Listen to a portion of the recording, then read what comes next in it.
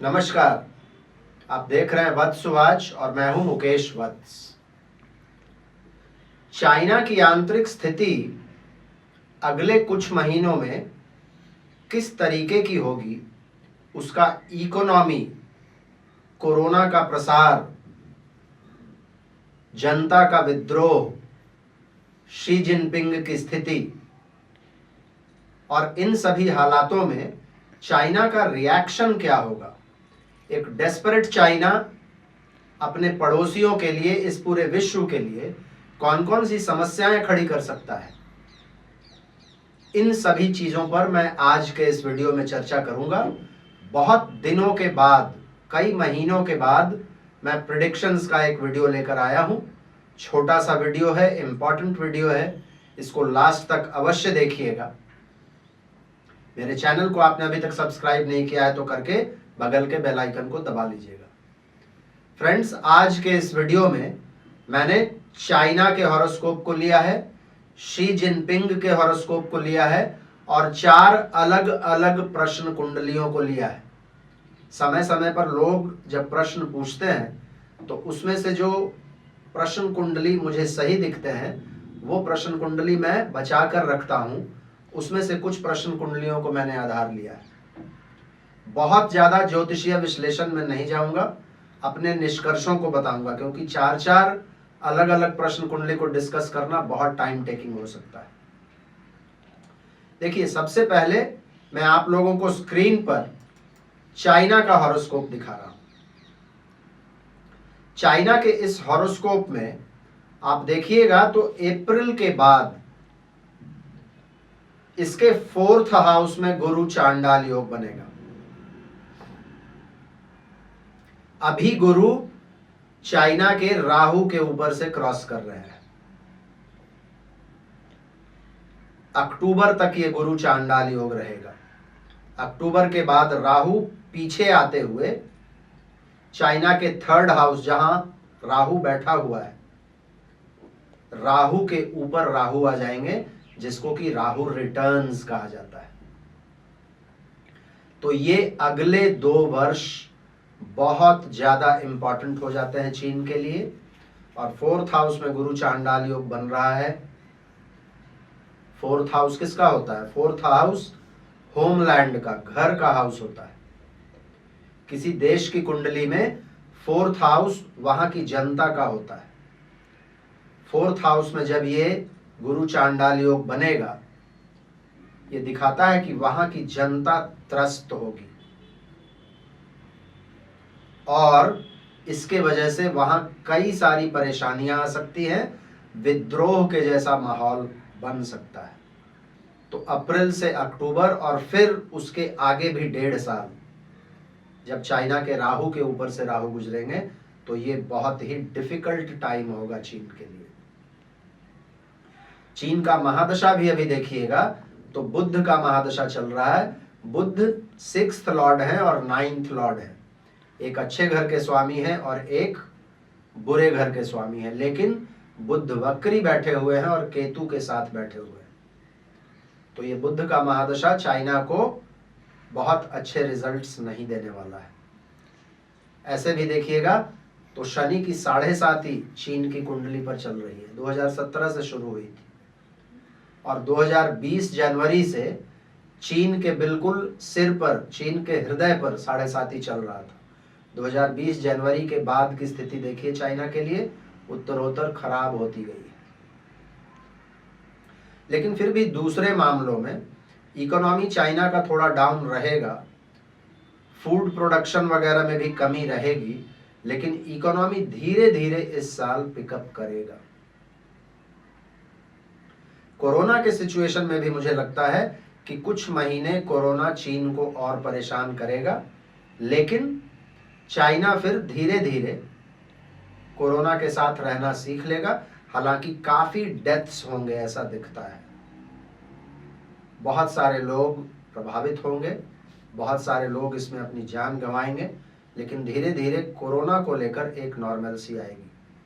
लेकिन फिर भी वहाँ के जनता में उबाल दिखता है और इसके वजह से चीन और खास करके वहाँ की लीडरशिप, जब हम शी जिनपिंग की कुंडली देखेंगे और दूसरे प्रश्न कुंडलियों की चर्चा करेंगे तो मैं बताऊंगा चाइना क्या क्या कर सकता है। इसके बाद आप देखिए फ्रेंड्स, शी जिनपिंग की कुंडली मैं आप लोगों को दे रहा हूं। जून 15, 1953, 8:45 सुबह, बेजिंग का जन्म है, लग्न में ही केतु और चंद्रमा है। शी जिनपिंग की कुंडली में 10th हाउस में गुरु चांडाल योग बनेगा और उनके शुक्र के ऊपर गुरु चांडाल योग बनेगा। 10th हाउस पावर, सत्ता का होता है। आप लोगों को याद होगा 2021 में, आज से लगभग 1.5 वर्ष पहले, 2021 नवंबर में मैंने एक वीडियो बनाया था जिसमें मैंने कहा था कि शी जिनपिंग या तो 3rd टर्म के लिए चुने नहीं जाएंगे, या चुने भी जाएंगे तो 3rd टर्म पूरा नहीं करेंगे, या तो उनकी हत्या हो जाएगी या उनको साइडलाइन कर दिया जाएगा। शी जिनपिंग के लिए अभी का जो ये समय आता हुआ दिख रहा है, ये बहुत अच्छा समय नहीं दिख रहा है।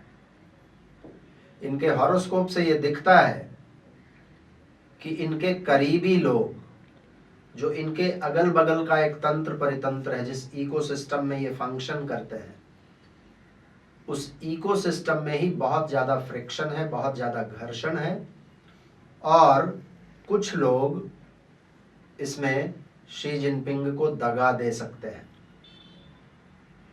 अभी मंगल के यदि ट्रांजिट को देखिएगा, 12 जनवरी को मंगल डायरेक्ट हुए थे। आप यदि शी जिनपिंग की कुंडली में जुपिटर की स्थिति को देखिएगा तो ठीक जुपिटर के ऊपर आकर ही मंगल स्तंभित हुए थे। मंगल है तो शी जिनपिंग की कुंडली में एक योगकारक प्लैनेट और मंगल का ही महादशा चल रहा है, लेकिन मंगल बैठे हुए हैं 12th हाउस में, बहुत अच्छी स्थिति में नहीं बैठे हैं, आर्द्रा नक्षत्र में बैठे हैं। नवमांश में भी देखिएगा तो नवमांश में भी स्थिति कोई बहुत ज्यादा अच्छी नहीं है मंगल की, रिपु अंश में, दुश्मन के अंश में बैठे हुए हैं। तो ये मंगल का यहाँ पे स्तंभित होना, और फिर धीरे धीरे मंगल जैसे जैसे आगे बढ़ेगा और एक स्थिति आएगी जून के बाद, जब मंगल शी जिनपिंग की कुंडली के केतु और चंद्रमा के ऊपर से गुजरेगा, ये एक ट्रिगर पॉइंट होगा। शी जिनपिंग के लिए ये बहुत अच्छा समय नहीं है, लेकिन ये जिस तरीके की कुंडली है, 7th हाउस में राहु बैठा हुआ है और 12th में मंगल और सन बैठा हुआ है, शी जिनपिंग कुछ न कुछ बदमाशी जरूर करेंगे। तो ये दोनों हॉरोस्कोप को देखकर एक चीज समझ में आ रहा है कि ये आने वाला समय चाइना के लिए और शी जिनपिंग दोनों के लिए बहुत अच्छा नहीं है। चाइना की कुंडली में भी देखिए मंगल नीच के हैं, और चाइना की कुंडली में बुध में केतु का अंतर्दशा चल रहा है, केतु भी मंगल के नक्षत्र चित्रा में बैठे हुए हैं। तो चाइना के लिए बहुत चैलेंजेस इस समय में आने वाले हैं, इकोनॉमिक फ्रंट पर भी, डोमेस्टिक फ्रंट पर भी, बीमारियों के हिसाब से भी। अब हम लोग बात करते हैं Bharat, China, Taiwan, Japan, America, ये जो अलग अलग प्रश्न कुंडली थे, उनसे मैं किस निष्कर्ष पे पहुंचता। देखिए, चाइना जब भी डेस्परेट होता है, आप हिस्ट्री उठाकर देख लीजिए, चूंकि एक कम्युनिस्ट कंट्री है और वो नहीं चाहता है कि जनता पर जब परेशानी आए तो जनता सड़कों पर उतरे, तो वो कुछ ना कुछ करता रहता है, और ये माओ के समय से ही चला आ रहा है। आप 1950s में याद कीजिए, कल्चरल रिवॉल्यूशन और द ग्रेट लीप फॉरवर्ड, ये दो बहुत बड़े बड़े ब्लंडर्स किए थे माओ ने, एक 50 के दशक के अंत में और एक 60 के दशक के अंत में, जो 75-76 तक चला था। ये दोनों ही पॉलिसी के फेल होने के बाद चाइना में करोड़ों लोग मरे थे, बहुत बड़ा अकाल पड़ा था, एक बहुत बड़ा डैम बर्स्ट हुआ था जिसमें लाखों लोग मर गए थे। और जब जब भी ऐसी त्रासदियां चाइना में आती हैं, तब तब चाइना अपने पब्लिक के ध्यान को भटकाने के लिए कुछ न कुछ बदमाशी करता है।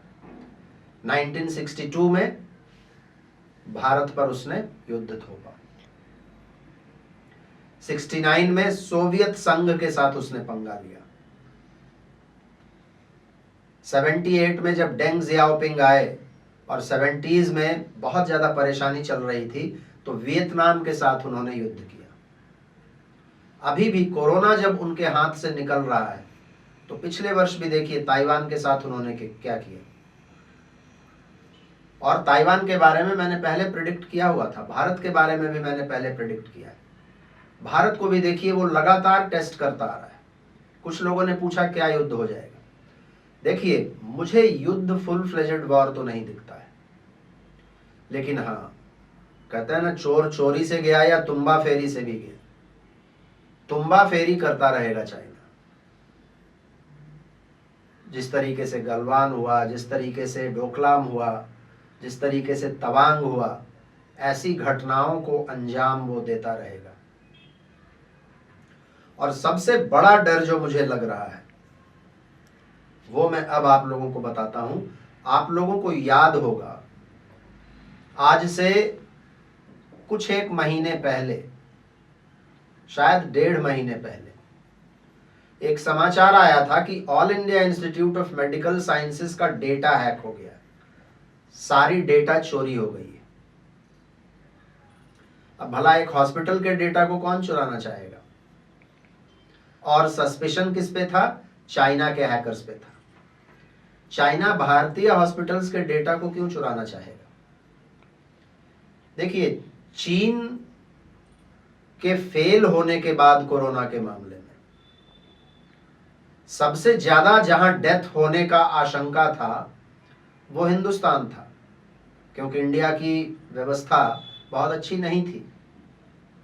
इस पर मैंने एक वीडियो 2021 में भी बनाया था कि ये कोरोना एक षड्यंत्र के रूप में भारत में डाला गया था 2021 अप्रैल में। उस समय लोग बहुत हंसे थे, लेकिन अब उस वीडियो को एक बार जाकर देखिए। मैं उस वीडियो का लिंक दे दूंगा आपके डिस्क्रिप्शन सेक्शन में। आपको लगेगा क्या उसमें हकीकत था या नहीं।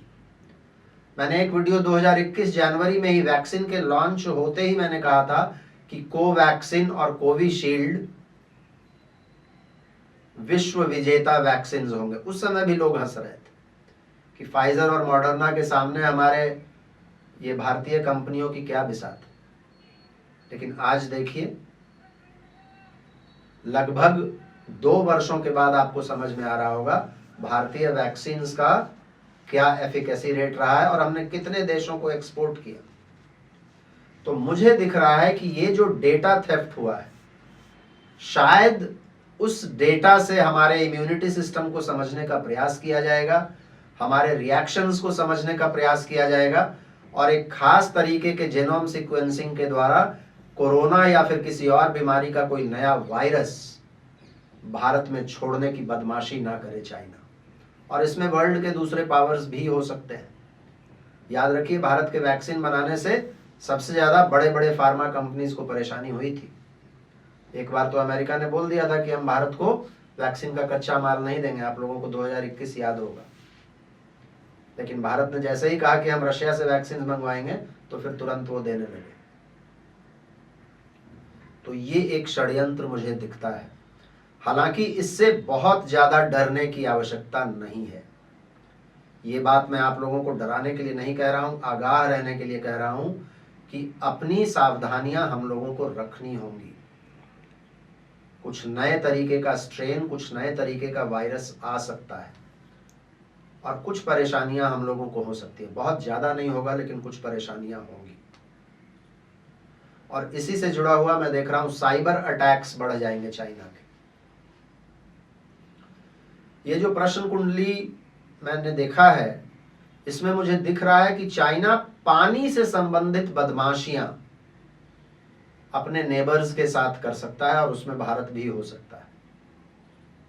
अब वो क्या करेगा ये एग्जैक्टली पता करना तो बड़ा मुश्किल है कुंडली के माध्यम से, लेकिन ऐसा हो सकता है कि या तो वो बिल्कुल पानी रोक दे जिससे सूखा वगैरह आ जाए, या बिल्कुल एक बैग से पानी छोड़ दे जिसकी वजह से फ्लड्स के सिचुएशन आ जाए।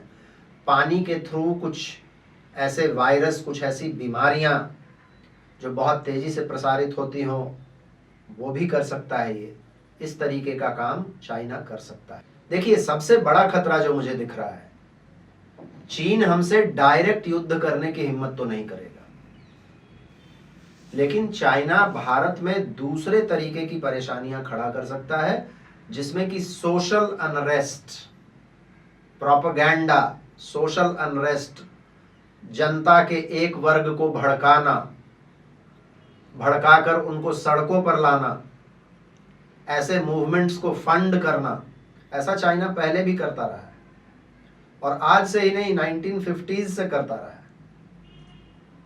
ऐसे ही एक रिवॉल्यूशनरी लीडर ने तो अपने किताब में लिखा था कि हमें चाइना से मदद मिलती थी। तो इस तरीके का काम चाइना इस वर्ष करेगा और चाइना को इन चीजों में कुछ और फोर्सेस की भी मदद मिलेगी। और हमारे यहाँ तो बहुत सारे लोग ऐसे पड़े ही हुए हैं जो अपनी ही मां के बलात्कार का